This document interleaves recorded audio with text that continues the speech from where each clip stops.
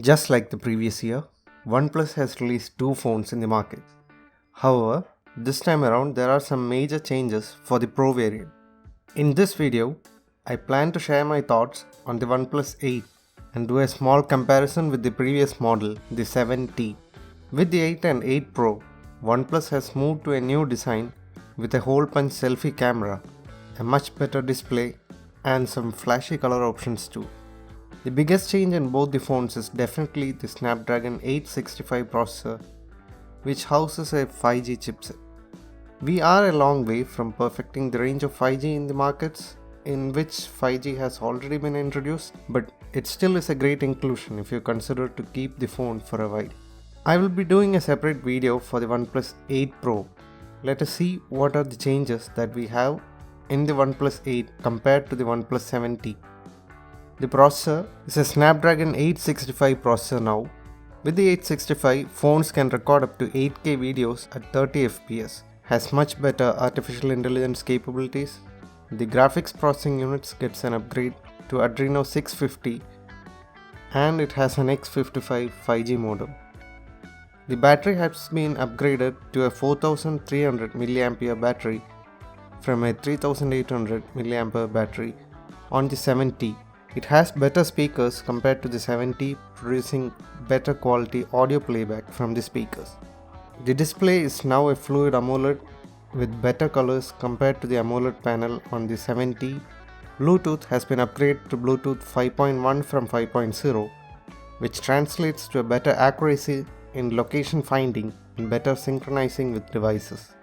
Coming to the similarities of the two models, both have 90Hz screen refresh rate, same type of RAM, the LPDDR4X RAM, UFS 3.0 storage, the same camera sensor, which is the 48 megapixel Sony IMX586, and same charging capabilities with the Warp Charge 30, that is a 30 watt charger, which does an amazing job at fast charging, something we wish the iPhones had out of the box.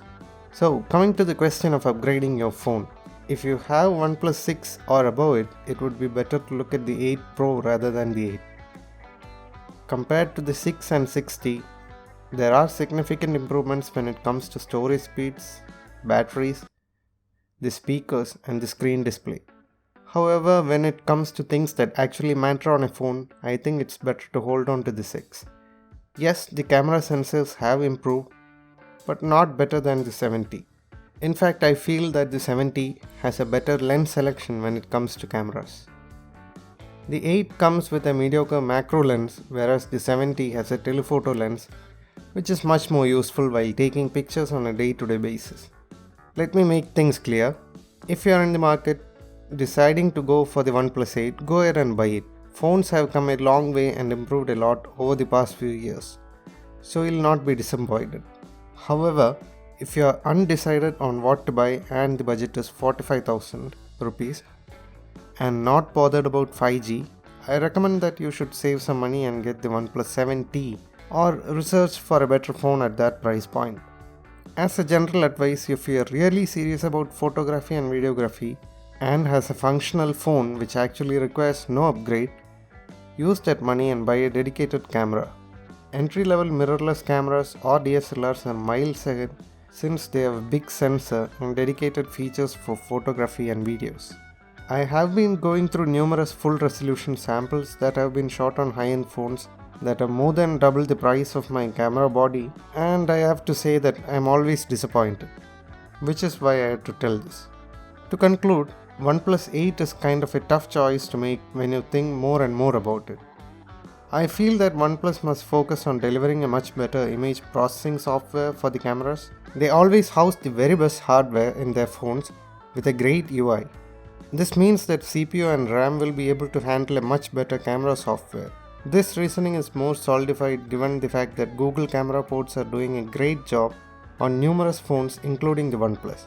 From some of the sample videos I have seen online, it's still far away from the video quality you will get from iPhones. And that's kind of a common miss when it comes to Android phones. Don't forget to check out my video about the OnePlus 8 Pro 2 and check out the links in the description below. See you guys in the next video. Until then, take care and stay safe.